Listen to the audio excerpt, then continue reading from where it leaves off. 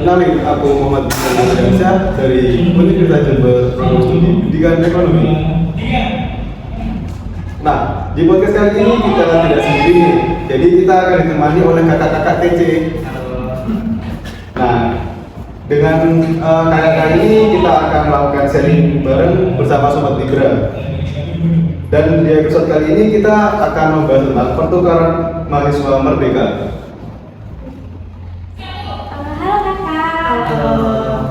Gimana nih kabarnya hari ini? Alhamdulillah baik. Ya, alhamdulillah saya juga baik. Alhamdulillah.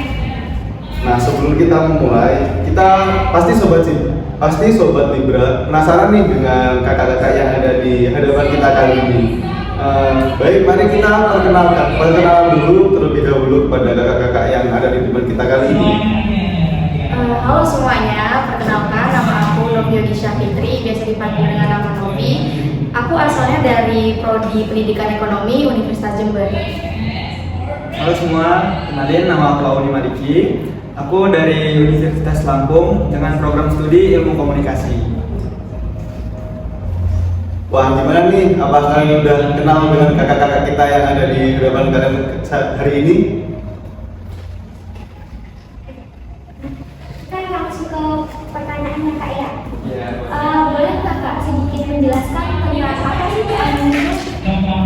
Jadi PMM itu merupakan singkatan dari pertukaran mahasiswa merdeka, di mana ini dinaungi oleh Kemendikbudristek yang tergabung di dalam program Kampus Merdeka yang akan dikonversi sebanyak 20 SKS. Jadi kita 20 SKS ini akan bebas memilih program studi dan mata kuliah ataupun universitas di luar provinsi yang kita provinsi perguruan tinggi yang kita pengen gitu ya kan. Misal kita dari Jawa atau kita pengen ngambil di Sumatera gitu. Wah, seru kayaknya. Ya, dan juga PMM ini kalau menurut saya itu merupakan suatu wadah di mana Kemendikbud itu membuat seorang mahasiswa atau pelajar itu untuk mengeksplor dari kemana dia akan menuju gitu, PMM mana gitu. Misal saya kan dari Sumatera gitu kan, dari Pulau Sumatera. Saya memang sengaja untuk menuju Pulau Jawa ini, terutama khususnya tuh di Jawa Timur. Nah, itu karena aku ingin eksplor gitu loh, tempat-tempat wisata, tempat-tempat budaya yang ada di Jawa Timur gitu. Dan juga aku juga PMM ini merupakan suatu wadah juga untuk saling mengenal satu sama lain antara kita dari Sumatera mengenal teman-teman yang ada di Kalimantan, Sulawesi, Papua gitu loh. Dan juga PMM ini merupakan suatu wadah untuk kita mengeksplor universitas lain gitu loh. Kayak misal aku dari Unila pengen belajar di Universitas Jember gitu. Jadi ada wadahnya gitu loh, gitu kan.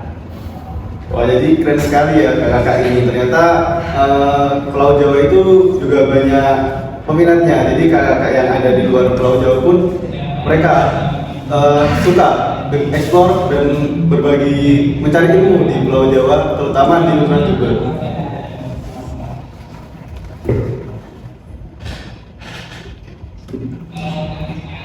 Untuk pertanyaan selanjutnya, bagaimana sih kak prosedur untuk mengikuti kegiatan PMM kali ini? Kalau untuk prosedur pastinya kalian juga harus melihat semester berapa yang bisa untuk mengikuti program PMM ini. Misalkan kita ambilnya itu di waktu semester ganjil, dilihat itu tidak boleh biasanya di semester 1, semester 2 itu pastinya mahasiswa yang di semester tersebut itu tidak boleh, itu minimal pastinya di semester 3 itu yang boleh mengikuti program PMM. Terus ada administrasi seperti kayak BPJS dan hal-hal yang berkaitan tentang administrasi lah gitu kan. Terus kalau untuk masalah IPK itu pastinya minimal kalau nggak salah semester IPK-nya IPK 2,8. Jadi untuk IPK bisa mengikuti PMM itu sebesar 2,8. Itu sih kalau untuk prosedurnya. Untuk persyaratan lain tuh yang kecil-kecil kayak surat sehat, surat kesehatan dan juga kayak KTP pasti untuk mengetahui bahwa kita PNI asli, dan juga kita tuh merupakan mahasiswa aktif. Dan kalau kayak saya sendiri kan PMM 4 ini saya minimal kemarin itu semester 3 gitu. Jadi untuk minimal semester 3 untuk mendaftar di semester 4 gitu. Baik, jadi setelah kita mengetahui prosedur dari kegiatan mengikuti PMM ini, apakah Sobat Yunda tertarik untuk mengikutinya? Pastinya tertarik dong ya. Harus dong. Oke, kita lanjut ke pertanyaan yang selanjutnya nih Kak. Apa sih alasan kakak-kakak ini ikut PMM? Kan banyak nih program lain dari kampus Merdeka. Kalau dariku itu kenapa sih mengambil program PMM? Waktu itu kan aku ngambil program PMM waktu di batch ketiga, berarti tahun 2023 kemarin. Nah itu teman-teman itu banyak yang ngambil, apalagi kita dari pendidikan ya kan. Pastinya kayak kenapa sih nggak ngambil kampus mengajar aja gitu kan? Nah karena dari awal dari semester 2 itu kayak pengen bener-bener ikut PMM, ingin mengeksplor, apalagi kan aku ngambilnya di daerah timur nih, ini mengeksplor daerah timur dan bagaimana sih pendidikan di daerah sana, apakah pendidikan mereka itu seperti yang disampaikan oleh orang-orang kayak yang nggak setara lah. Ternyata aku minat lah untuk ngambil ke sana untuk mengetahui bagaimana sih tingkat pendidikan di sana, terus bagaimana daerah di sana, apakah benar dibilang kata itu indah atau masih ada kesetaraan yang kita di sini itu sudah setara tapi di sana tidak setara. Untuk kamu sendiri? Kalau saya sendiri hampir sama ya, makanya untuk ekspor gitu kan. Nah, karena aku dari Sumatera, jadi pengen ke Jawa gitu loh, ke Pulau Jawa, khususnya ke Jawa Timur ini. Karena apa? Karena kan di Jawa Timur ini ujungnya Jawa kan, ujungnya Pulau Jawa. Jadi kayak aku tuh pengen tahu aja gitu loh, ada apa aja sih di sini. Dan juga kan di Jawa Timur ini kan banyak gitu objek-objek wisata, kayak misalnya ada Bromo, ada Kawah Ijen dan lain sebagainya. Gitu sih Kak. Oke, berarti program PMM ini memberikan ilmu yang sangat bermanfaat ya dan sangat-sangat baik untuk kita belajar ke depannya. Oke, selanjutnya gimana sih Kak rasanya ikut pertukaran mahasiswa dan kan karena lingkungan kampus ini baru ya. Nah, pengalaman apa yang kakak sekalian dapat ke program selama itu program PMM ini? Oke, kalau dari aku, kan aku itu pertukarannya di Universitas Kairun di Ternate, Maluku Utara. Mereka itu waktu aku pertama kali datang, culture shocknya yang pertama itu adalah di bahasa. Pastinya bahasa mereka itu kan juga beda, tapi karena aku itu asalnya dari Medan, mereka kan logatnya juga agak kasar. Jadi menurut aku masih bisa lah menyesuaikan. Tetapi kalau untuk masalah bahasa ini masih apa ya, waktu pertama kali kayak culture shock banget lah sama bahasa mereka gitu kan.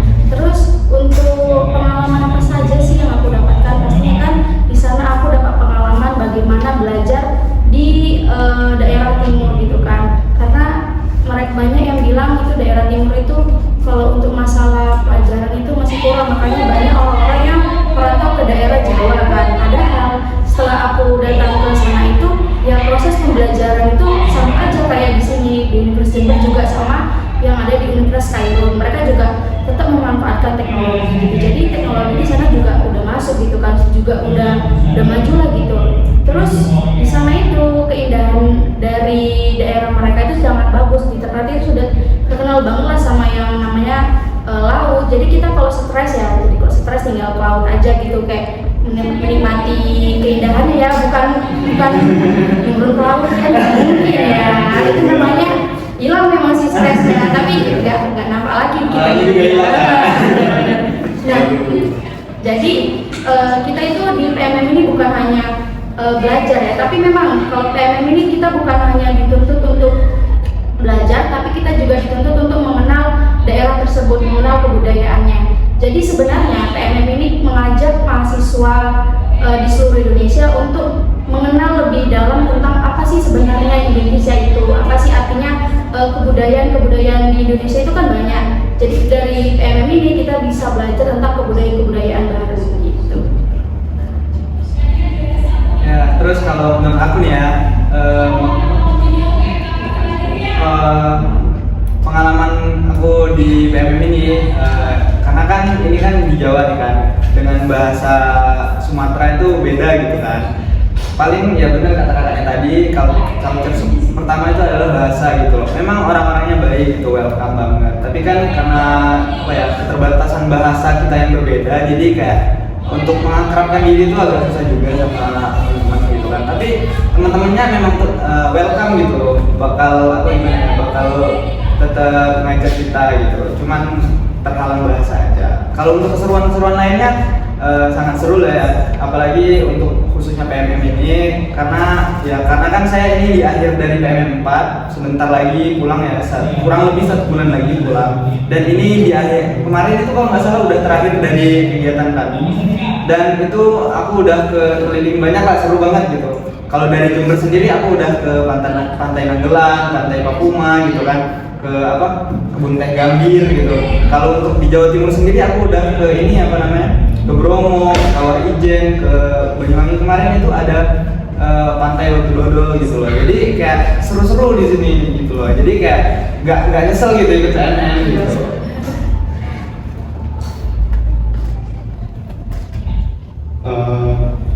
Baik, terima kasih atas penjelasannya tadi.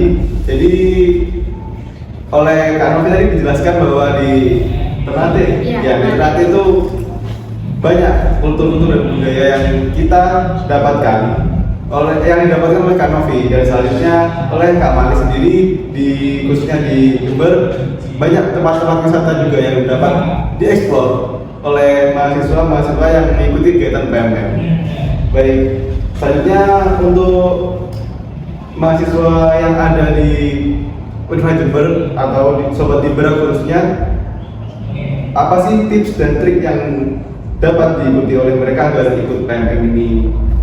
Mungkin kalau untuk tips dan trik biar bisa ikut PMM, pastinya yang pertama kita harus meminta restu dari kedua orang tua. Karena kalau tanpa restu kedua orang tua kan pastinya kita udah daftar nih, keterima. Kalau nggak ada restu kan kayak ya sayang aja gitu kan, kita seharusnya bisa mengeksplor luar gitu kan. Nah, terus pastinya melengkapi beberapa administrasi yang diperlukan, terus mengikuti tes-tes yang sudah sesuaikan lah sama jadwalnya gitu. Jangan pernah jangan pernah kayak mengikuti yang tidak benar gitu. Kan banyak nih yang grup-grup yang kasih tahu informasi yang tidak benar, itu jangan diikuti. Harus mengikuti informasi yang benar dari website kampus Merdeka ataupun dari PMM itu sendiri. Ya gitu, kurang lebih sama lah ya tips and triknya. Kalau menurut aku sendiri sih itu kan dari izin keluarga ya. Nah, jangan lupa minta izin Kaprodi juga, karena kalau misalnya kalian nggak dapat persetujuan dari mereka, kalian nggak dapat konversi gitu loh, nggak bisa dikonversikan. Jadi 1 semester kalian itu sia-sia gitu.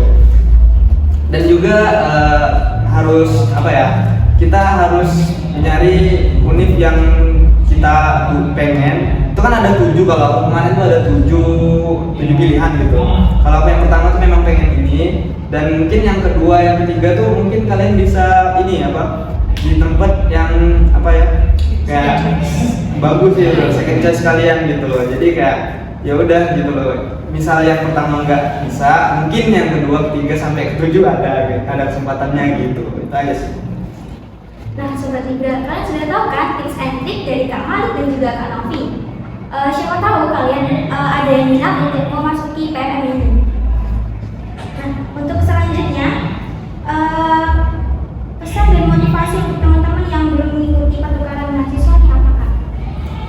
Mungkin untuk pesan dan motivasi untuk teman-teman nih yang mau ikut program pertukaran mahasiswa Merdeka, khususnya yang ada di Universitas Jember, itu kan kita lihat Universitas Jember itu untuk PMM yang mereka tuh outbound atau yang keluar itu sangat sedikit ya, karena dari beberapa alasan mereka itu pastinya tidak ada restu orang tua. Begini, kalau untuk teman-teman itu usahakan ya untuk orang tua dijelasin tentang program ini, apa sih benefit yang kita terima dari program ini, karena benefit yang kita terima ini sangatlah besar. Soalnya kan kita dapat mengenal daerah luar gitu kan, dan sampaikan kepada orang tua bahwasanya kegiatan ini tidak akan membahayakan anaknya gitu, karena ini juga untuk pengalaman anaknya sendiri. Pastinya orang tua mana sih yang nggak mau anaknya memiliki pengalaman yang sangat banyak gitu. Jadi jangan lupa untuk memberikan kesan positif terhadap program ini kepada orang tua, jadi biar bisa diberikan izin dari orang tua gitu. Terus ingat, dari program PMM ini jangan yang dikejar itu adalah jalan-jalannya aja, tetapi juga ingat program ini itu merupakan program yang dimana kita tetap belajar tetapi beda kampus. Karena hanya program ini hanya beda kampus, tapi kita harus tetap belajar. Dan jangan lupa juga untuk mengenal kebudayaan yang ada di daerah yang universitas kita tuju gitu sih. Kalau menurut aku juga sih sama ya, karena apa ya? Karena kan kita sama-sama PMM, jadi ya mungkin sama aja lah motivasinya. Terus kan kalian bakal nyesel kalau nggak ikut PMM gitu. Karena gimana ya? Kita itu jalan-jalan gratis gitu loh. Kayak kita misal aku kemarin ke Bromo gitu. Itu ke Bromo tuh kalau misalnya kita biasa mungkin berapa gitu kan biayanya. Ini semuanya gratis, dari makan, ongkos, perjalanan, dan juga kayak ke tempat-tempat lainnya itu gratis gitu loh. Jadi apa ya, sayang banget gitu kalau kalian nggak ikut gitu.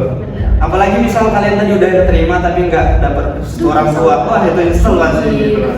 Jadi usahakan kalian misal udah dapat orang tua, kalian apa ya, nerima apa, kayak milih tempatnya tuh yang sesuai juga yang kalian minati.